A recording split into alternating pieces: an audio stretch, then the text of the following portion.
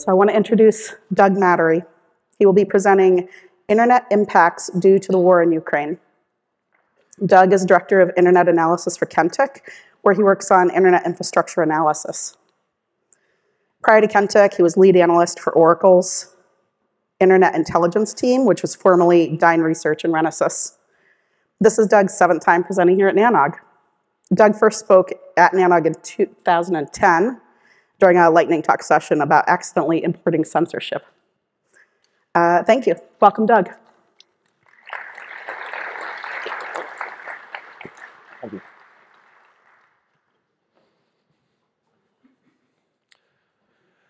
The largest war in Europe since World War II is currently taking place in Ukraine, a country with a robust internet infrastructure that's been taking a beating over the last 8 months.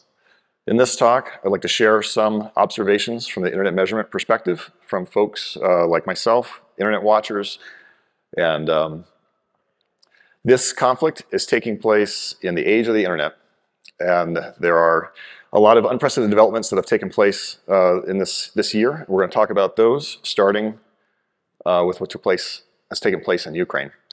So this story for me started 2 NANOGs ago when we were all in Austin. When I started, we were winding down in NANOG 84. I started getting inquiries from the media to confirm DDoS attacks against prominent websites in Ukraine. So it started with the Ukrainian army website. Some banks were hit. These were graphics I was putting out based on Kentik's aggregate net flow, seeing these DDoS attacks. They're confirming them.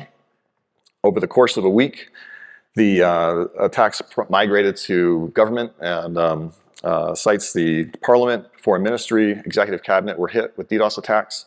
None of these attacks were novel. There's no novel technology or record-breaking in size, but they were effective at disrupting access, especially for sites with limited DDoS mitigation in place. But at this time, the Russian army had amassed on the Ukrainian border, and there was a lot of debate on what was going to happen. There was skepticism whether they were actually going to invade. Well, we found out the following day, on the 24th of February, when Russian soldiers started pouring over the border and attacking Ukraine. One of the first impacts that we saw was this an outage in the European satellite operator Viasat. This is a screenshot from IOTA, which is an internet outage dashboard put out by Georgia Tech. That is a public tool with internet connectivity stats. The line along the top in green has BGP routes. Those didn't have an effect, but didn't suffer any outages, but the blue line is active measurement. So pings of things in this AS dropped dramatically. Within a couple days, it was confirmed that there was a destructive malware that had been deployed into this network, causing ground terminals to essentially self-destruct.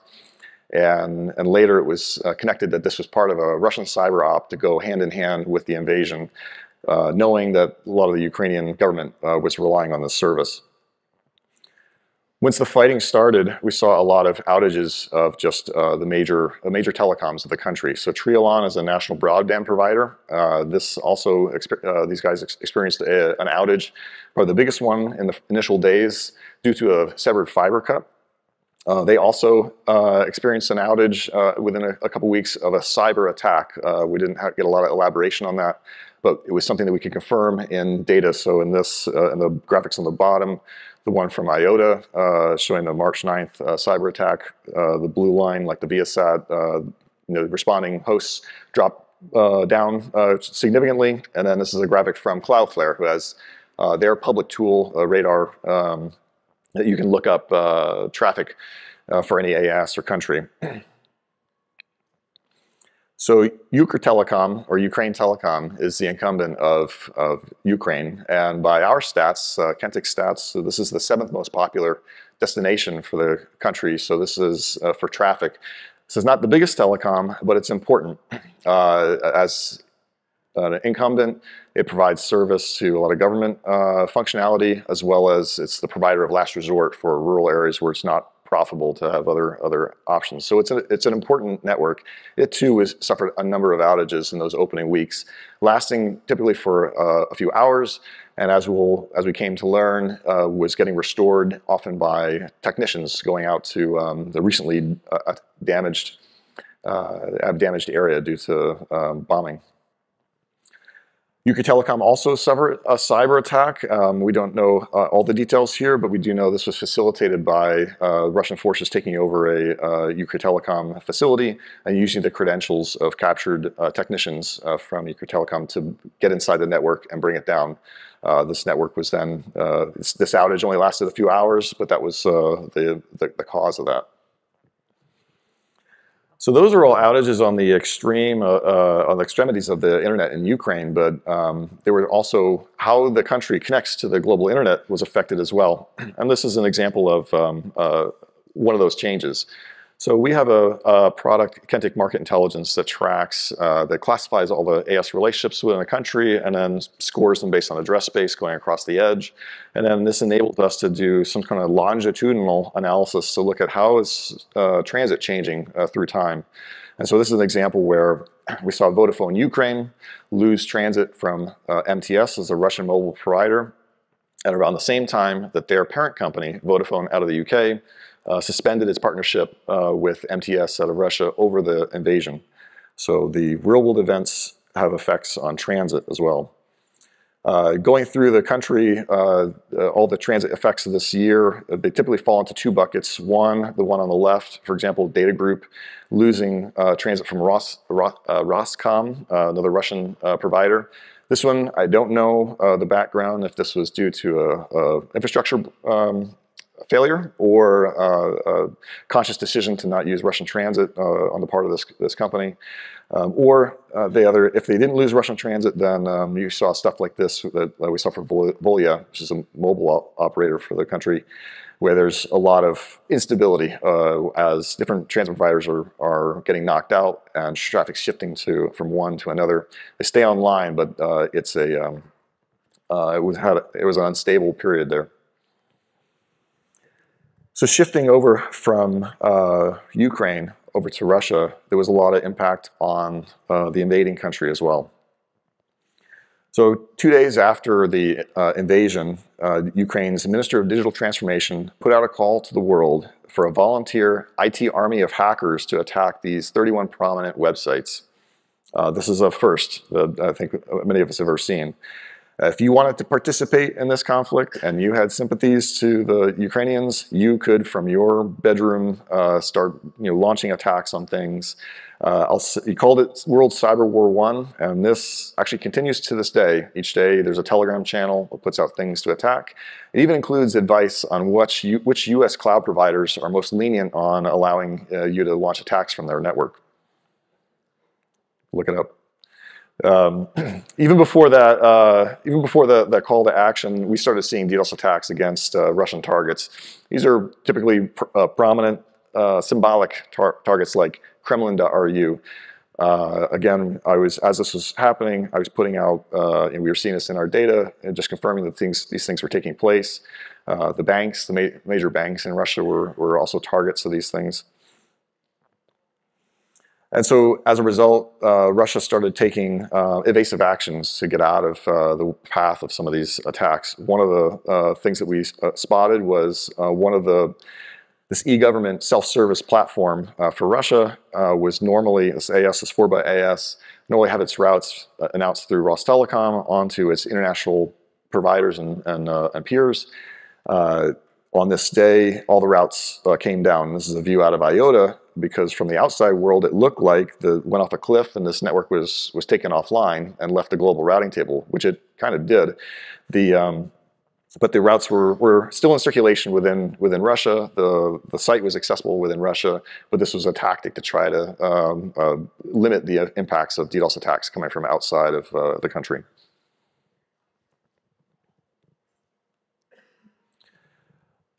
Aside from the IT army call, we had this other request that, again, people like me haven't seen anything like this before, where the government of Ukraine asked that Russia be disconnected from the global internet. Their request to ICANN and RIPE included revoking the CCTLDs for Russia, withdrawing the right to have v4 and v6 address space, among other things. Unsurprisingly, ICANN and RIPE refused to do this.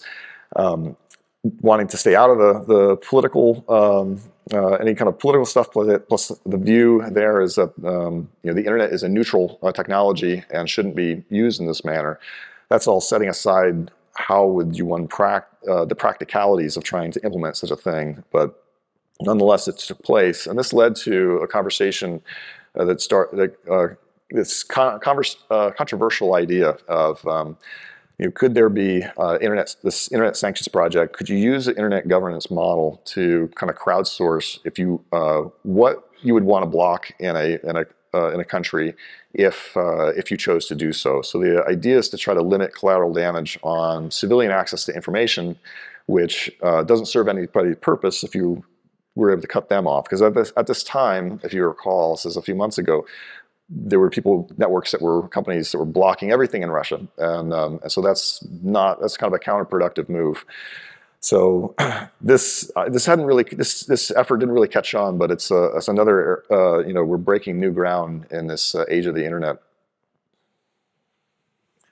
So in the opening weeks of this conflict did not go as planned for Russia. The news looked bad, and so as a result, the Russian government ordered the blocking of independent Russian news as well as foreign news sites, and they did so using a piecemeal mechanism. So there is no great firewall of Russia as much as they would aspire to have such a thing.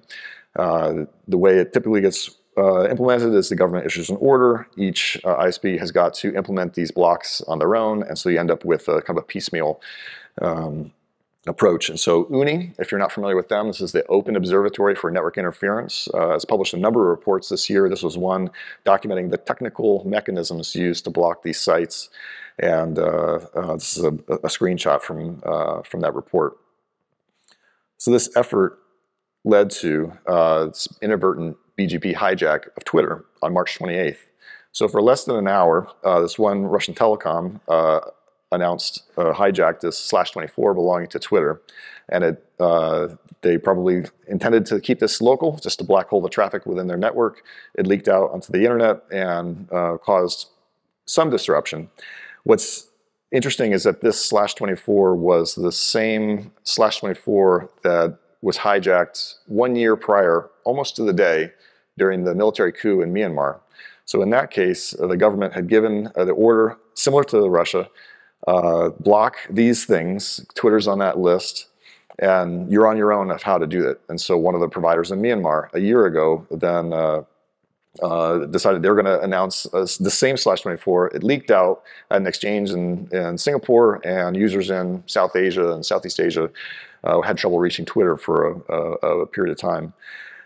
So the difference between what took place last year in Myanmar and this year in Russia for this prefix is that in the intervening time, Twitter created ROAs for all of their routes. And so this time around, for networks that evaluated, did RPI evaluation, this would show up as an invalid and was getting rejected. And I think that limited quite a bit of the propagation of this route. And I don't think there's a lot of practical impact, but this did take place. So another unprecedented development was this announcement by major backbone providers to curtail operations in Russia.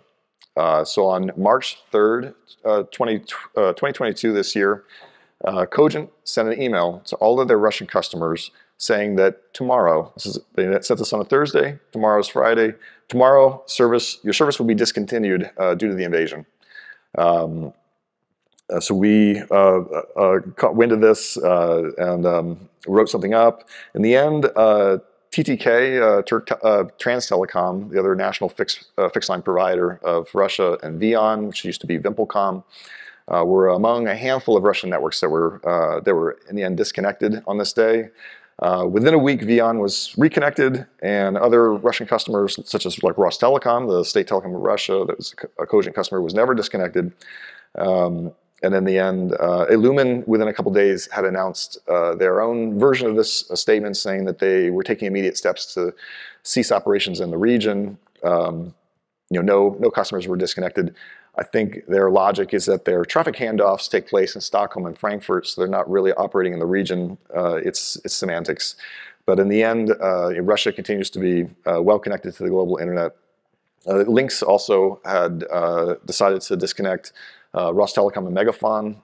Emil out in Ripe had a good analysis of the impacts of that, but the long and short of it, Russia continues to be connected to the global internet.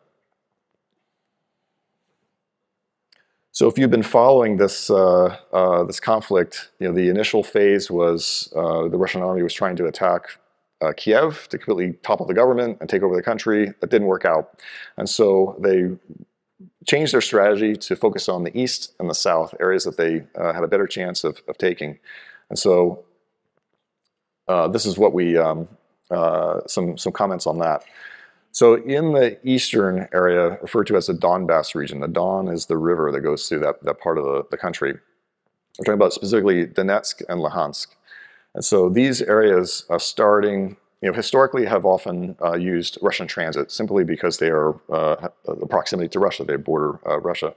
When all this conflict started happening in 2014, many years ago, there was a lot of disconnection and rewiring of just getting transit from Russia, and so there ended up being a bit of a partition between these parts of the country. Luhansk, both these areas are have been over the years self-proclaimed independent areas, independent from the central Ukrainian government, and it's a bit of a lawless place. So there's a lot of bad stuff that comes out of Luhansk. If you recall the BGP DNS hijacks of the Route 53 and My Ether wallet, well, that was directed to a data center, and users were directed to a data center in Luhansk to get their cryptocurrency stolen. A couple months later, there was a BGP DNS hijack against major payment processors.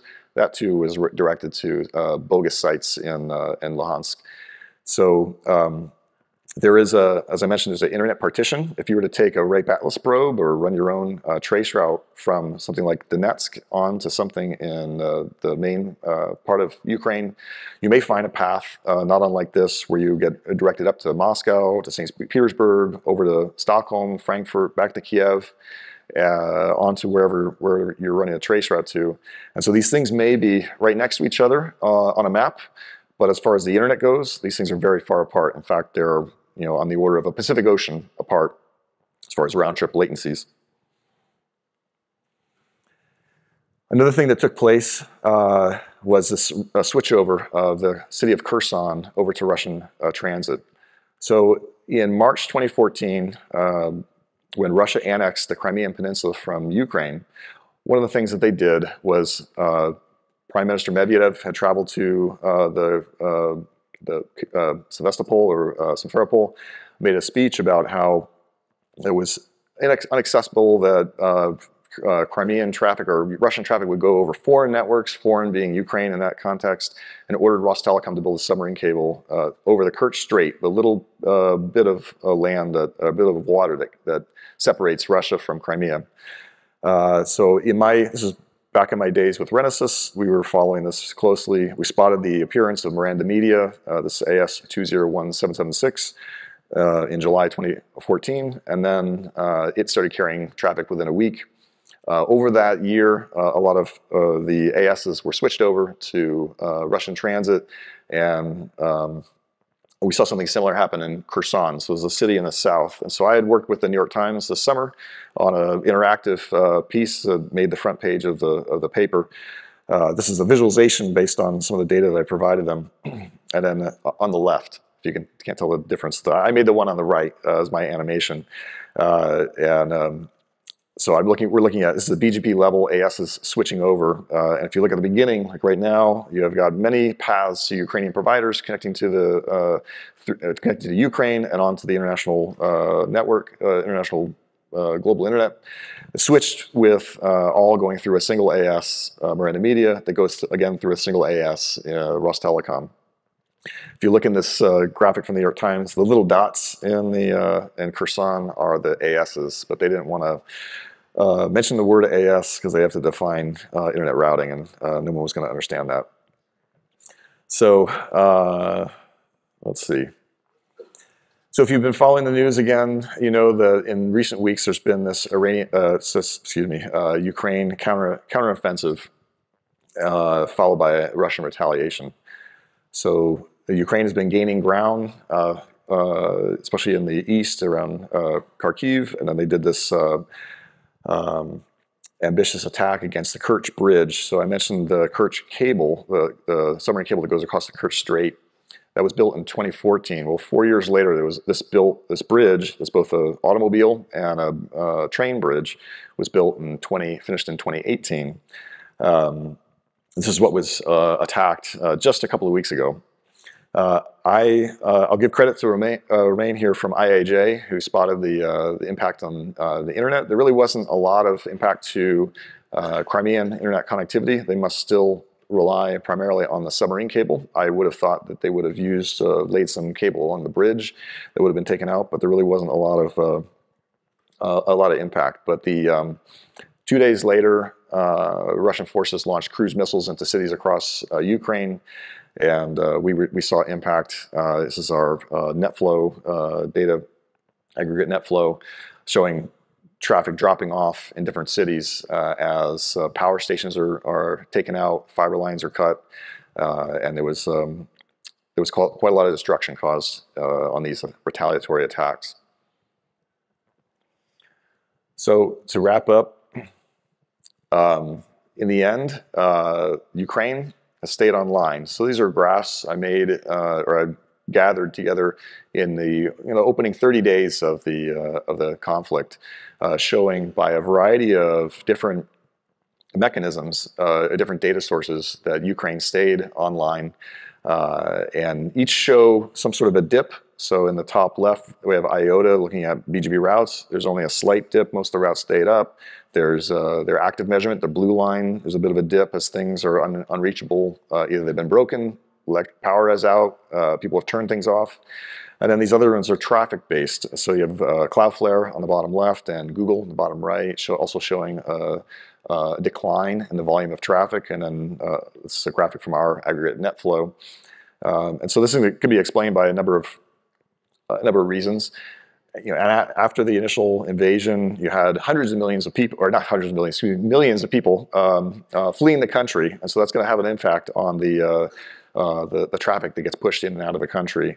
There's also infrastructure that was getting destroyed that is going to affect traffic, and then also even for the folks that stayed in this country, life was not the same after February 24th, and so that too has an effect on how they use the internet. And it shows up in all these stats. But in the end, the country stayed online. It has a very robust infrastructure that a lot of people have commented on. But this is an important footnote in this story of this conflict this year. The maintaining internet connectivity in this country has been critical for a number of reasons. It was crucial for the government to rally global support. So you had Zelensky with his cabinet in the streets of Kiev recording videos saying they're going to stay, they're going to fight, and help us with this battle. Critical for news organizations coming in. If you've followed it, certainly in the opening weeks, reporters were able to file stories just on their iPhones, connecting to the local mobile service. Internet was useful for that. And then for Ukrainians to show what was happening in their country and be able to connect to loved ones to let them know that they are still okay. And this was enabled by technicians. These are folks, this is our industry. This is our people of our industry in Ukraine going out to places freshly attacked sites, getting destroyed. These guys at great risk to themselves. Yeah.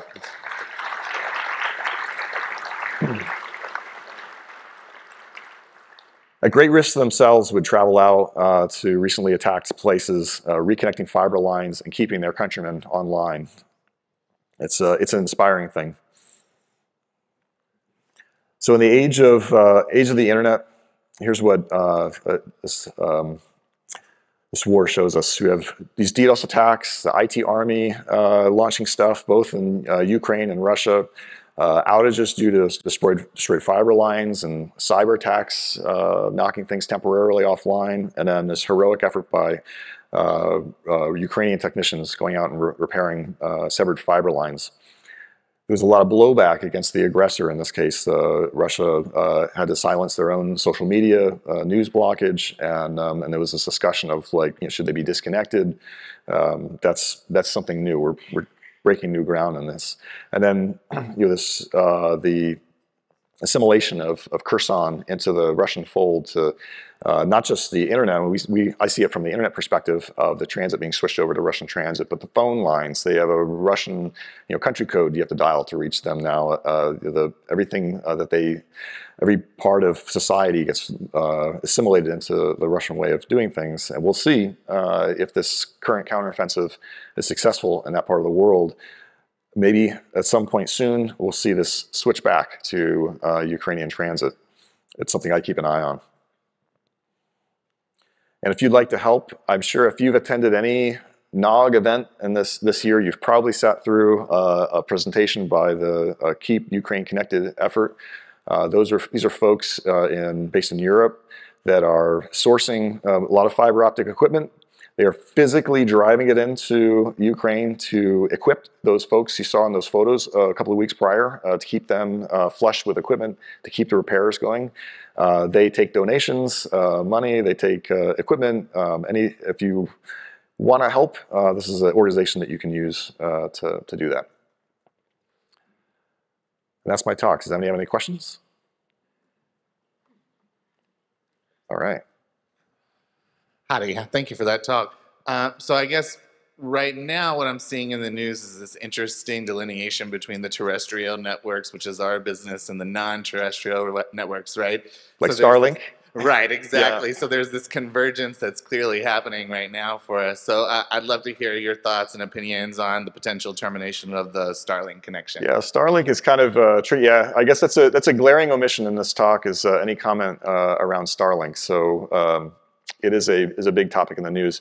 So this is a closed system. This makes it difficult to study from an internet measurement standpoint. If you imagine you've got a ground terminal, goes up to a satellite, and then bounces down to a ground station somewhere in your cell is the way it's configured. There are they had announced new sites in Kiev, at least in their GeoIP that they published. There's a Kiev ground station. It's not guaranteed that's where they would come down, but it's challenging to see.